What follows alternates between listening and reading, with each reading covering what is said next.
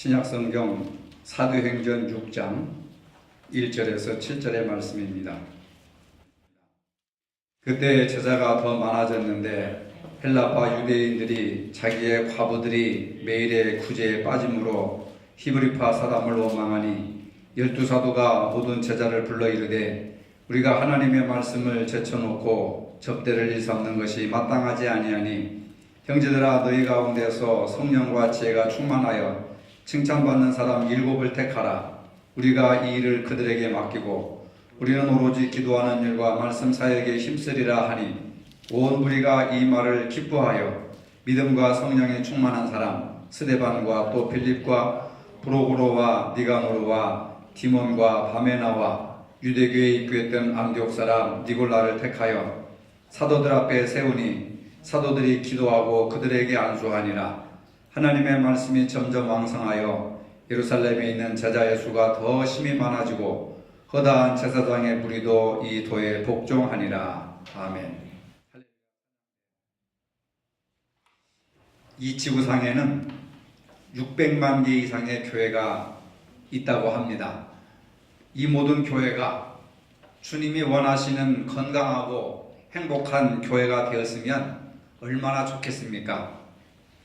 요즘 인터넷에 각종 기독교 사이트들 주된 주제는 건강한 교회에 대한 토론이 아주 뜨겁습니다. 건강한 교회라고 하는 이슈는 결국 오늘 이 시대의 교회가 심각한 문제에 빠져 있다는 것을 전제로 출발하고 있습니다. 목회직 세습, 재정의 불투명, 성직의 귀족화, 교회 직분의 권력화, 기복주의, 성장주의, 교회 간 경쟁, 교파 간 분열, 무인가 신학교의 난립, 공격적 선교 방식, 타종교 비하 등등 참 많은 영역에서 교회의 문제들이 도마에 오르고 있습니다. 이러한 문제들로 인해서 교회를 등지는 성도들이 갈수록 늘어나고 있습니다. 이러한 현실 속에서 우리는 주님께서 원하시는 건강하고 성장하는 교회를 세워나가야 할 책임이 있습니다. 우리 모두가 함께 해야 할 일들입니다. 오늘 우리가 함께 읽은 본문은 예루살렘 교회가 큰 문제를 만났지만 문제를 잘 극복하고 크게 성장한 이야기입니다.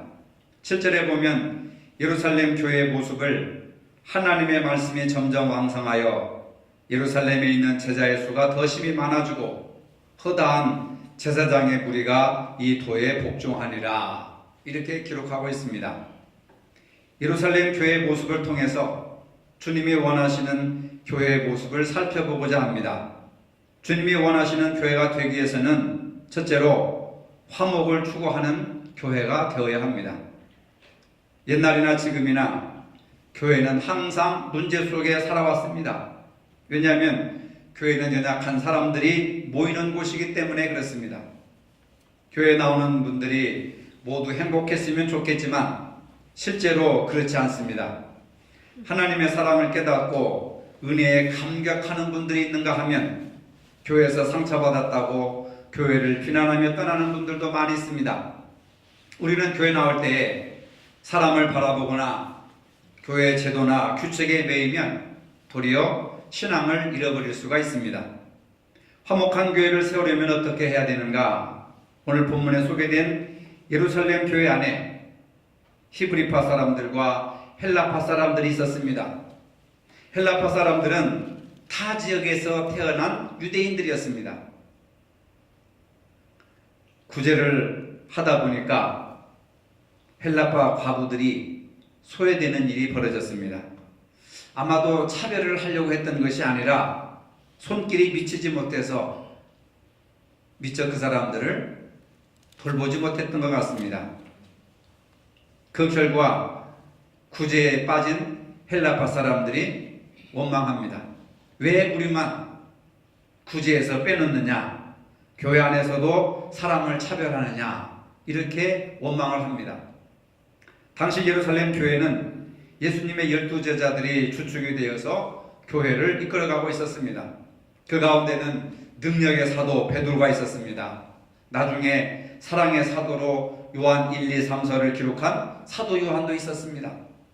그런데도 교회의 문제가 발생한 것을 보게 되면 예수님의 제자들이라 해도 사람은 다 부족하다는 것을 알 수 있습니다. 어느 누가 교회를 지도해도 교회는 항상 문제 속에 있다라고 하는 것을 알 수 있습니다. 대사도인 베드로와 요한이 교회를 이끌어가도 문제가 있다면 오늘의 교회는 어떠하겠습니까?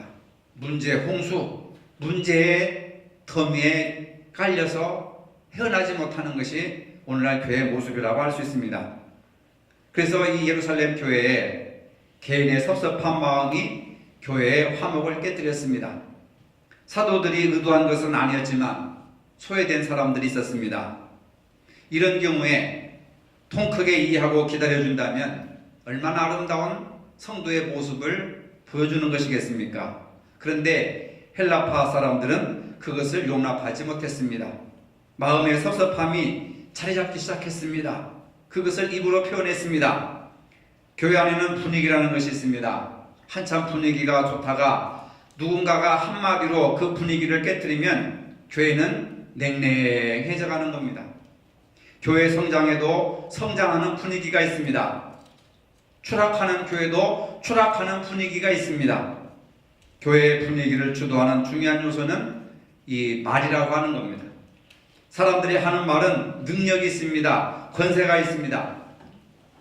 성장하던 초대교회에 찬물을 끼얹은 말은 원망의 말이었습니다.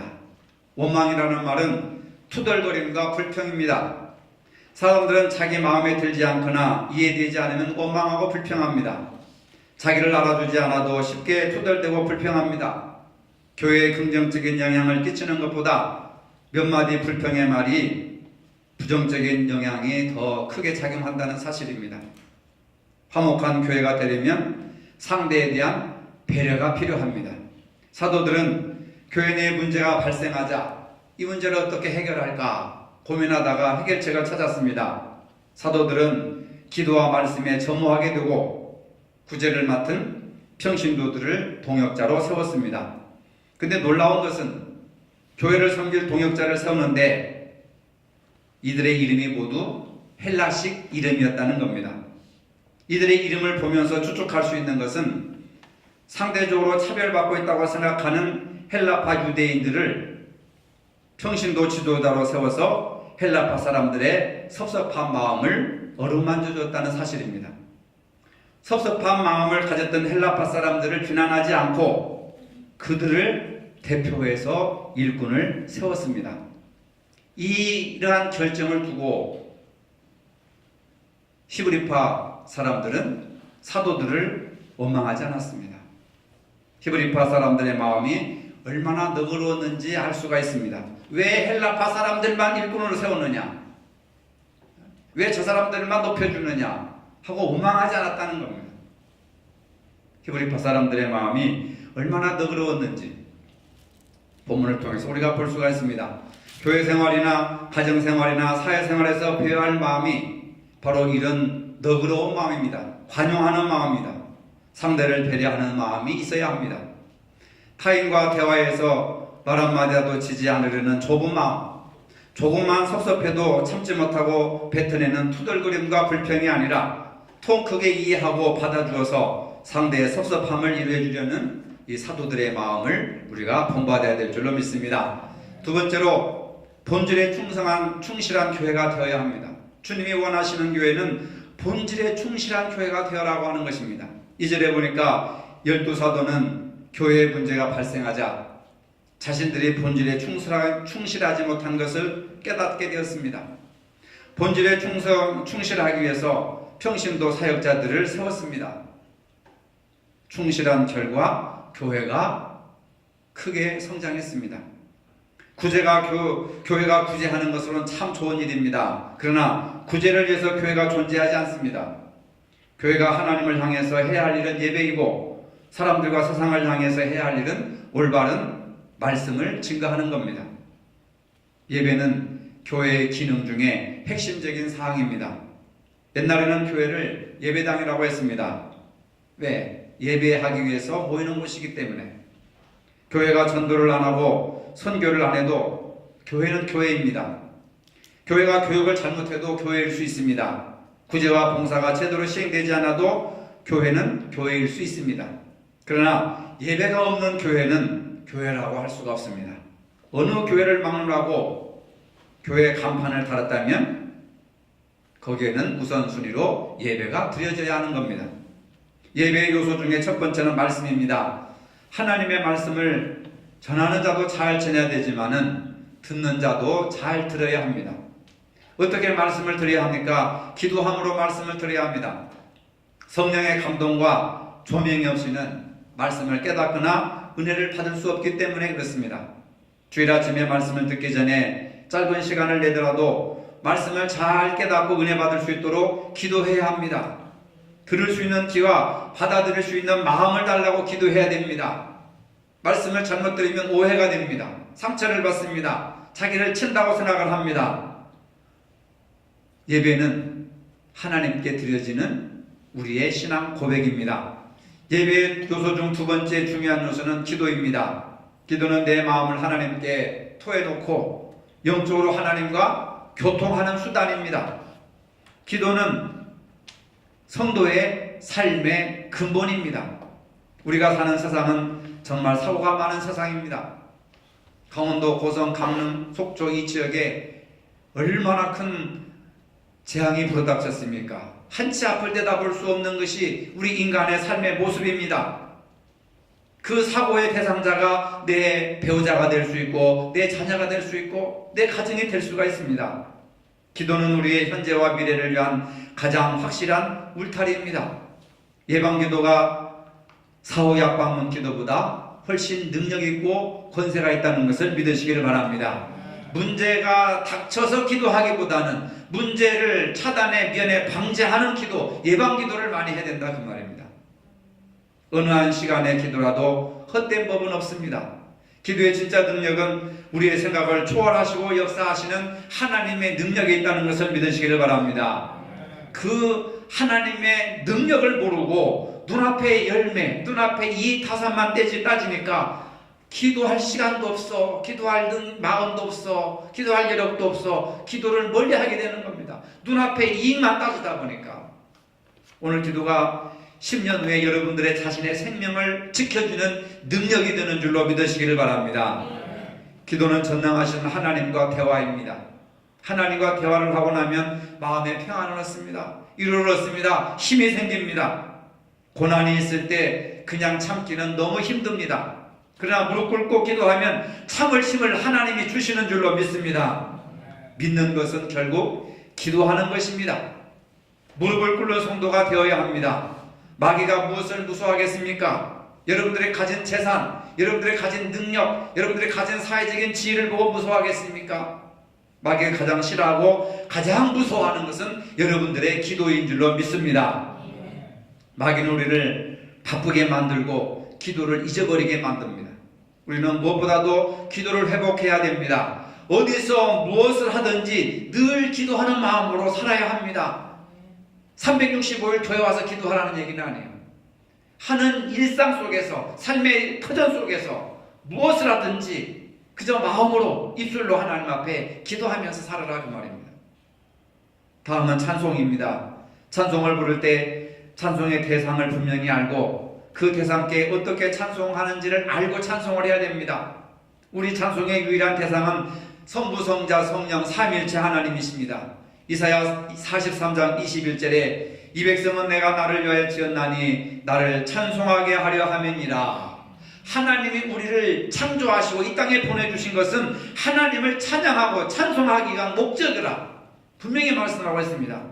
하나님에 의해 창조된 우리들은 마땅히 그 하나님의 영광과 거룩하심을 찬송해야 됩니다. 찬송은 입술의 열매입니다. 따라해봅시다. 찬송은 입술의 열매. 네, 입술의 열매입니다. 찬송을 많이 할수록 입술에 많은 열매를 맺게 돼요. 30배, 60배, 100배 축복을 받을 줄로 믿습니다. 출애굽기 15장에 보면 모세의 찬송이 나옵니다. 찬송의 시작이라고 할 수 있습니다. 하나님께서 이스라엘 백성들을 홍해에서 구원해 주신 그 은혜를 생각하면서 감사하며 찬송했습니다. 내가 여호와를 찬송하리니 그는 높고 영화로우시며 말과 그 탄자를 바다에 던지셨음이로다. 애굽의 군대를 수장시키신 분이 하나님이시고 이스라엘 백성들을 홍해를 육지같이 건너게 해주셔서 구원하신 분이 하나님이심을 감사하고 찬양했습니다. 얼마나 아름다운 모습입니까? 우리가 어떻게 하나님을 찬송해야 됩니까? 곡조대로 찬송해야 됩니다. 영적으로 찬송해야 됩니다. 열정적으로 찬송해야 됩니다. 몸과 마음과 뜻과 정성을 다하여서 하나님께 찬송을 드려라, 그 말입니다. 이처럼 교회 안에서 왜 예배를 강조하는가 하면 예수님은 예배 가운데 활동하시기 때문에 그렇습니다. 믿으시기를 바랍니다. 예수님은 예배 가운데 일하시고 예배 가운데 임재하시고 예배 가운데서 활동하십니다. 예배를 통해서 하나님을 만나고 하나님의 음성을 듣고 하나님의 능력을 체험하는 것이지요. 예배 밖에서는 이런 것을 체험할 수가 없습니다. 학생들이 게임에 열중하는데 게임 속에 성령의 능력을 체험합니까? 아무리 재밌고 흥미로워도 하나님과 접촉점이 이루어지질 않습니다. 그러나 예배라고 하는 것은 아무리 지루하다 하더라도 아무리 의자가 딱딱하더라도 졸음이 온다 하더라도 예배를 통해서 하나님이 임재하시고 예수님이 활동하신다고 하는 사실, 예수님은 예배 가운데 임재하신다는 것을 믿으시기를 바랍니다. 초대교회는 어려움이 생겼을 때 예배의 본질로 돌아갔습니다. 7절에 보니까 하나님의 말씀이 점점 왕성해졌고 그 결과 놀라운 부흥이 일어났습니다. 개인적으로나 교회적으로 어려운 일을 만났을 때 여러분들 본질로 돌아가시기를 바랍니다. 사람 의지하지 말고 세상 권세 의지하지 말고 물질 의지하지 말고 본질로 돌아가야 됩니다. 탕자가 아버지 집으로 돌아왔을 때 인생이 회복되었습니다. 본질로 돌아가야 신앙이 회복되고 교회가 부흥합니다. 어려움이 있을 때 세상 의지 말고 예배에 힘쓰시기를 바랍니다. 세 번째로 주님이 원하시는 교회는 모두가 같은 방향을 봐야 합니다. 우리가 지금 어디로 나가고 있는가를 봐야 합니다. 교회는 전방을 향하여 힘을 쏟고 있는데 자신은 생각이 다르다고 다른 방향으로 따라가려고 한다면 안 되는 겁니다. 오늘 아침에 요나에 대해서 학생들에게 말했지만 하나님께서 원하시는 방향은 요나가 니느웨의 성으로 가는 겁니다. 그 요나는 생각이 달라서 나는 하나님이 지시하시는 방향으로 가지 않습니다. 나는 다시스로 가겠습니다 하고 자기 방향을 정해놓고 자기 길로 가다가 결국은 풍랑을 만나서 바다에 빠뜨려지고 하나님께서 그래도 사랑하셔서 물고기를 예비하셔서 그 물고기 뱃속에서 회개하고 다시 하나님이 지시하시는 방향으로 갔습니다. 여러분, 여러분들이 정해놓으신 방향으로 갈 것이 아니라 하나님이 지시하시는 방향으로 가시기를 바랍니다. 아브라함도 갈 바를 알지 못했지만 자기 방향을 알지 못했지만 하나님께서 이 방향으로 가라 지시했을 때 방향을 알지 못했지만 하나님의 방향으로 따라갔을 때 믿음의 열국의 아버지가 되었다고 하는 겁니다. 모든 사공이 같은 방향을 향해서 노를 저어야 힘을 집중해서 어려운 물살을 가르고 앞으로 전진할 수 있다는 사실입니다. 우리 새성교회가 서로 방향이 같아야 됩니다. 말하는 방향, 기도하는 방향, 생각하는 방향, 봉사하는 방향, 섬기는 방향, 순종하는 방향, 이 모든 방향이 한 방향을 향해서 나아갈 때 집중력을 얻을 수가 있고 서로 질서 있게 나아갈 수 있다고 하는 사실입니다. 같은 방향을 볼 수 있다고 하는 것이 얼마나 아름다운 일입니까? 서로 우리는 기도해 줘야 합니다. 기도 속에는 섬김과 존경이 함께 해야 합니다. 섬김과 존중이 없는 기도는 말장난에 불과할 뿐입니다. 소돔과 고모라가 멸망당할 때 롯의 가정이 도망치고 있었습니다. 천사가 나타나서 절대로 뒤를 돌아보지 말고 앞을 향하여 달려가라 이렇게 부탁을 했습니다. 그런데 롯의 아내는 재물이 불에 다 사라지는 것이 안타까워서 자기도 몰래 뒤를 돌아보았습니다. 그 순간 소금 기둥이 되어버렸습니다.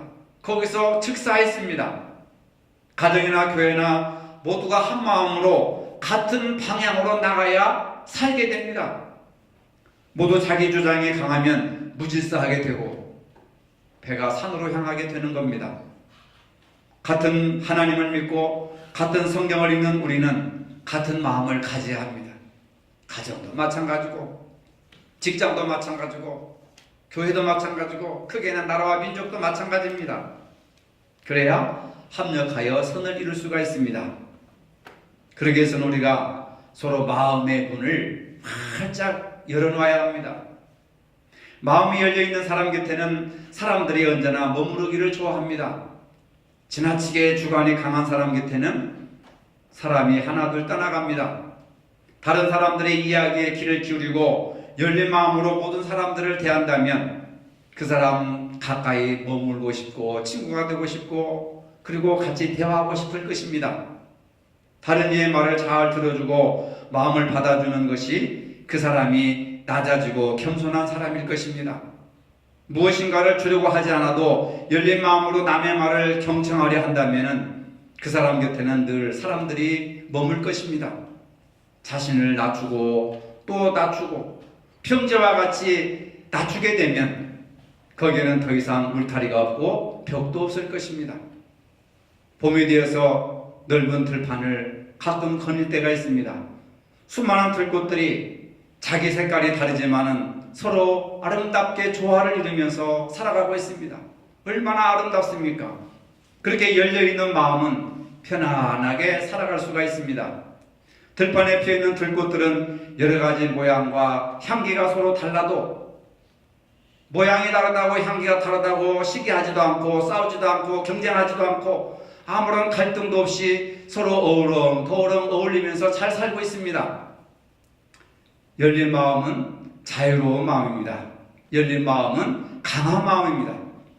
나를 낮추고 문턱을 낮추고 자존심을 낮추고 마음을 열어야 합니다. 저 넓은 들판이 어떤 것과도 자리다툼을 하지 않듯이 열린 마음에는 일체의 시비가 끼어들지 않습니다. 오늘 예루살렘 교회는 구제 문제로 헬라파 사람들과 히브리파 사람들이 원망하고 자칫 교회가 분열될 위기에 처해 있었습니다. 그러나 사도들은 교회의 본질이 무엇인지를 알고 본질로 돌아갔습니다. 구제하는 일은 7 집사를 세워 그들에게 임하고 사도들은 본질에 충실했습니다. 그 결과 교회가 크게 부흥했습니다. 이제 우리도 교회의 본질로 다시 돌아가야 합니다.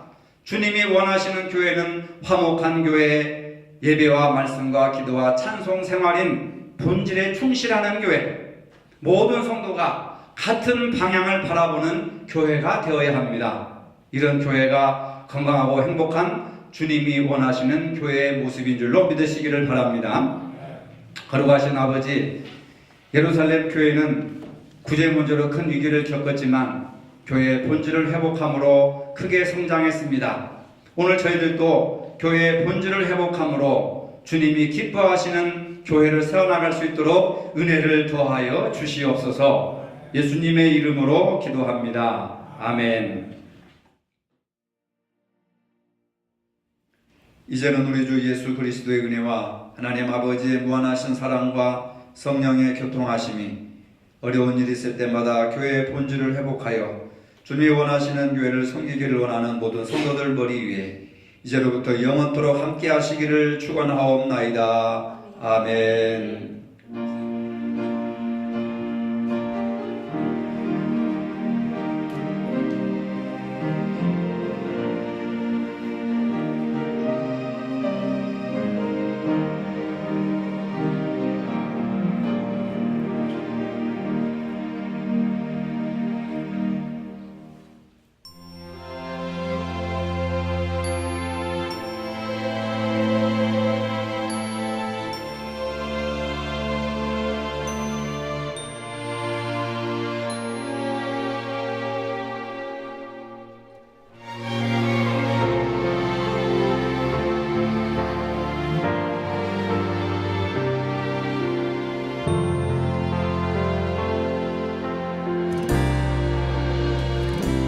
진정한 예배가 숨쉬는 교회, 주님이 주인 되시는 교회,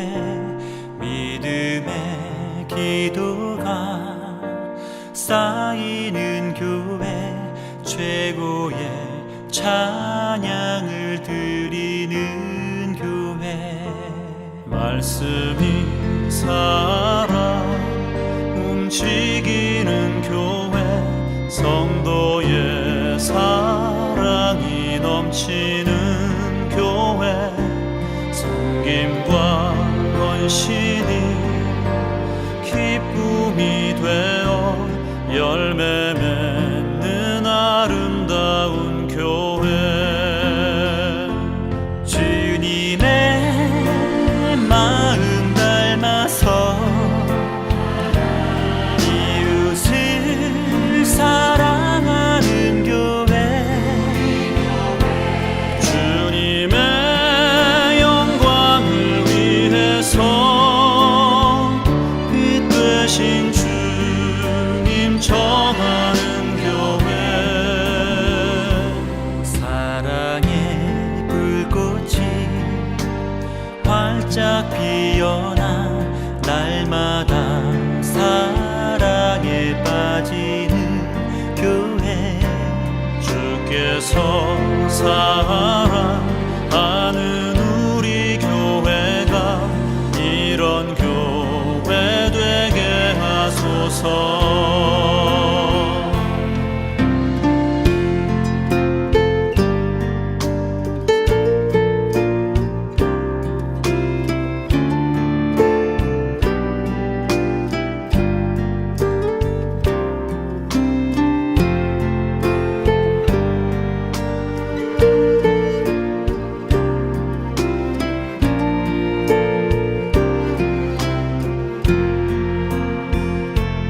말씀이 살아 움직이는 교회, 성도의 사랑이 넘치는 교회, 섬김과 헌신이 기쁨이 되어 열매 맺는 아름다운 교회.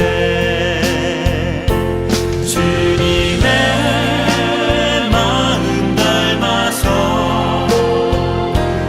이웃을 사랑하는 교회,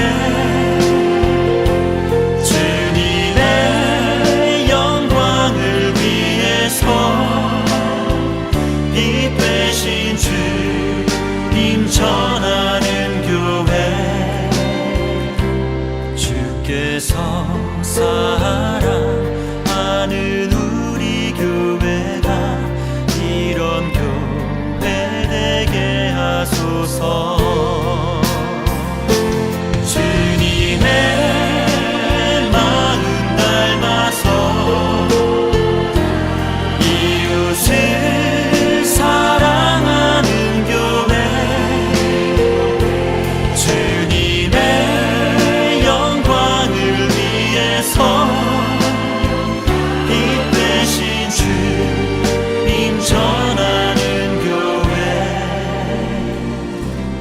사랑의 불꽃이 활짝 피어나 날마다 사랑에 빠지는 교회.